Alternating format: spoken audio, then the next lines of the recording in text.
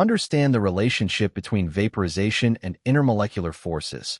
IMF's vaporization is the phase transition from liquid to gas, which requires completely overcoming the intermolecular attractions holding molecules together in the liquid phase. The stronger the intermolecular forces holding the molecules together, the more heat energy is required to vaporize the liquid, resulting in a higher enthalpy of vaporization.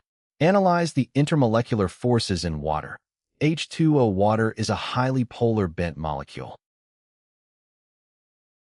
Because a highly electronegative oxygen atom is covalently bonded directly to hydrogen, water molecules exhibit extremely strong dipole-dipole attractions known as hydrogen bonds. Analyze the intermolecular forces in methane. CH4 methane is a symmetric, tetrahedral, nonpolar molecule.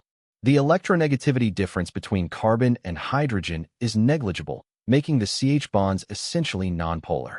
Therefore, methane molecules cannot form dipole-dipole attractions or hydrogen bonds. They are held together in the liquid phase solely by weak London dispersion forces.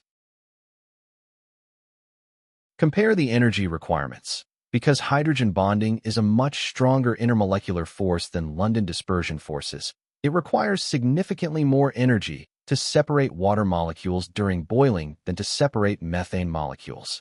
This explains why the enthalpy of vaporization of methane, 8.2 kilojoules per mole, is much less than that of water, 40.7 kilojoules per mole, making option A the correct answer.